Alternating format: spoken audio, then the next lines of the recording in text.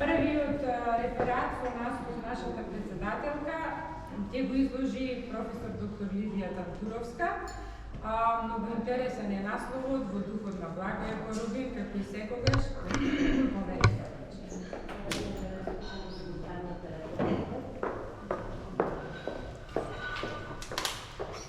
Ви благодарам. Прашањето на феминативите има свое место во македонистиката, што може да се види од објавените трудови досега, че значаен процент се поврзани пред со зборовразувањето, но има и такви што се поврзани со граматичкиот род. Сега да видиме од размислувањата на Корубин. Ова прашање стана актуелно во средината на 20 век и особено во 9-та деценија, кога првпат во ЈНА пристигнале жени на доброволна воена обука.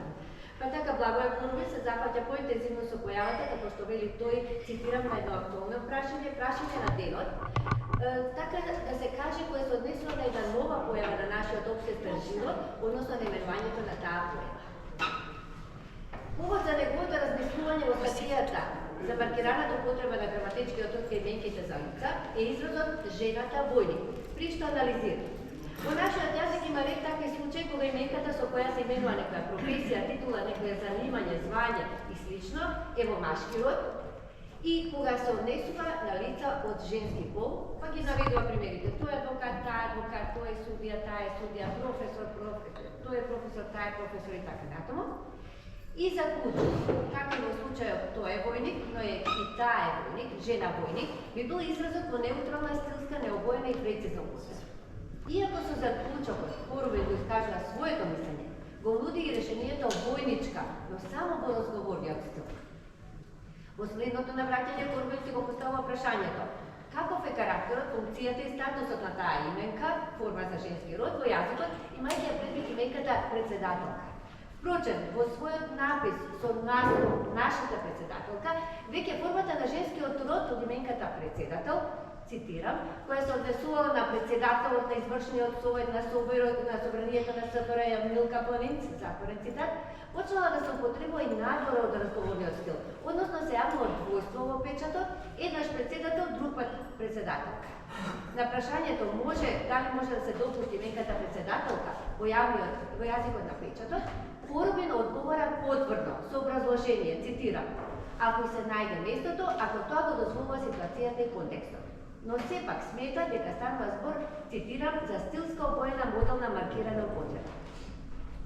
Насловот на следната Корубинова статија, до каде со председателката, професорката, директорката и така натаму, покажува дека проблемот останува актуелен, при што Корубин ја истакнува предноста на машкиот граматички род и, како што вели тој, го изразува фигуративно привилегира. За привилегијата на машкиот граматички род пишува и подоцна во својата статија машкиот граматички род во однос на човековиот род, но нас не интересира неговата препорака во споменатата статија до каде со председателката, каде што наведува дека, цитирам, треба да се бара решенија, помош и од науката, цитирам повторно, кај што ќе се појави колебање или некоја пречка од типот на граматичкото несогласување по род. И го дава примерот, председателот на индиската влада е погодена со 16 куршуми. При што смета дека ваквите ситуации се сметат за јазично некоректни. Се разбира дека за феминативите се пишува и децении подоцна. Се разработувале феминативите од половите генерации македонисти, јазичари, од различни аспекти, меѓутоа и од социолози, културолози и така натаму. За професијата на жените, односно за феминативите, сме дали свој прилог и ние во рамките на оваа манифестација Денови на Благоја Корубин во 2001 година, почнувајќи од називите познати во традицијата со именката жетварка, везилка, потоа преку партизанка, офицерка, младинка, граѓанка, то пофреквентните во тоа време професорка, учителка, манекенка, правничка, лекарка и така натаму. Од денешна перспектива и по толку децени, можеме да кажеме дека оваа појава се уште се смета за актуелна и занемува, ако се има предвид дека пред 2 месеци една новинарка во подготвувањето на својот новинарски прилог сакаше да додае дали таа може да се каже дека е новинарка. Од тие причини сакаме уште еднаш да го актуализираме прашањето во овој наш прилог, чиј наслов го позајмивме од Благоја Корубин, нашата председателка, ако се поклопува случајно со последните председателски избори во Македонија. го поставуваме прашањето. Дали добивме председател или добивме председателка?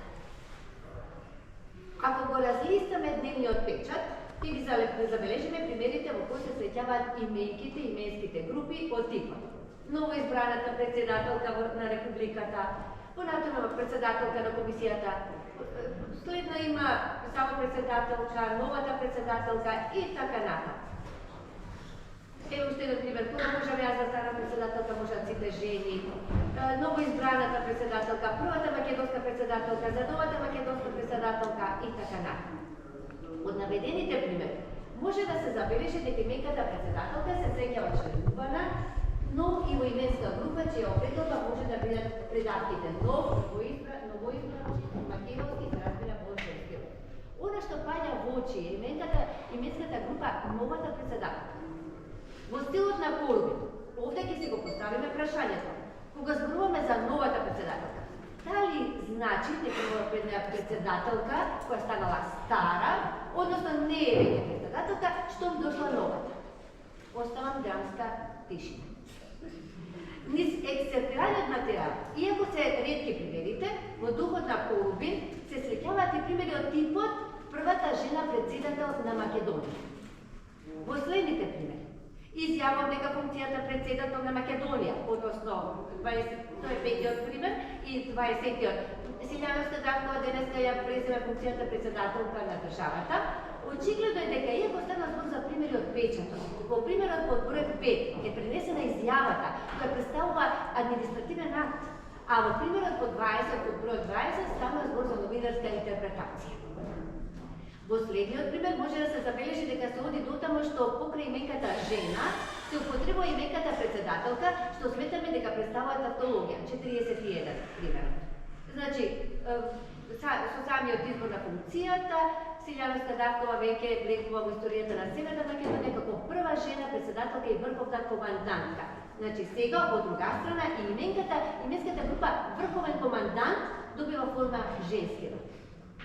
За анализа се податливи и следните примери. Првата жена и шести председател, 28 април. Овој пример го читаме коректно, ако се подразбере дека станува збор за именски групи чиј центар е именката председател, првата жена председател и шести председател, односно ако станува збор за една именска група со две определби. Во следниот пример, 39, ќе стане шестиот председател на државата и првата председателка. Веќе зборуваме за јазично коректен исказ. Со се поголемата застапеност на жените во општествено-политичкиот живот се јавува потребата од именувањето и на овие професии во женскиот род. Треба да се нагласи дека со појавата на нашата председателка само се интензивираше употребата на женскиот род, иако во последно време оваа именка председателка и воопшто појавата на женски род од професиите се среќава пофреквентно по долг период. Доказ за тоа се следните примери кои што се веќе зелени. Па така имаме председателка на Европската комисија, председателка на комисијата, понатаму има председателка на Унгарија. Се разбира оправдано се јавува и примерот 44, 38 годишната Османи е петиот избран председател на Косово. Со неутрална немаркирана употреба. Покрај председателката се среќаваат и членка, координаторка, амбасадорка, кандидатка, премиерка, па и независна пратеничка и така натаму. Тоа се може да се проследи низ примерите надолу. Сега, доаѓаме до 8-тиот пример и 11-тиот. Во оваа насока се отварат нови прашања за именувањето на женски род. Како што се следниве два примери, особено во врска со првата компонента на сложенката заменик председателка. Дали имаме заменичка председателка? Она што сакаме да го истакнеме овде е дека низ новинарските портали ги ловевме различните примери што се јавуваат, а се предмет на нашата анализа. Па сумирано може да се добие впечаток дека се наоѓаме во некој јазичен хаос. Меѓутоа, исто така треба да се истакне дека во многу написи, јазично коректно, според нормата, горе споменатите примитиви си го имаат своето место, без разлика дали за тоа имаат заслуга новинарите со својот јазичен усет, како што вели Корбин, или пак си ја завршила работата нашите колеги лекторите. Од друга страна, се повеќе созрeva прашањето за анализата на феминативите по функционалните стилови во македонскиот јазик, што го оставивме за следниот наш научно-истражувачки чекор, каде што сметаме дека ќе се заокружи сликата за нивната функција употреба. Наместо заклучок на овој пуст преглед, можеме да кажеме дека општествено-политичките услови овозможија фреквентноста на феминативите во оваа сфера, но од друга страна, како што сугерираше Коровин, треба да се биде внимателен, а ние би додале внимателен во друга насока, во насока на семантичката замена на феминативите во рамките на нивното преце синтаксичко вкружување, односно во насока на почитување и на јазичната норма при нивната употреба. Како и да е, овде можеме да го завршиме да завршиме со одговорот на горе поставеното прашање дали добивме председател или председателка. Добивме председател, но добивме и председателка. Благодарам.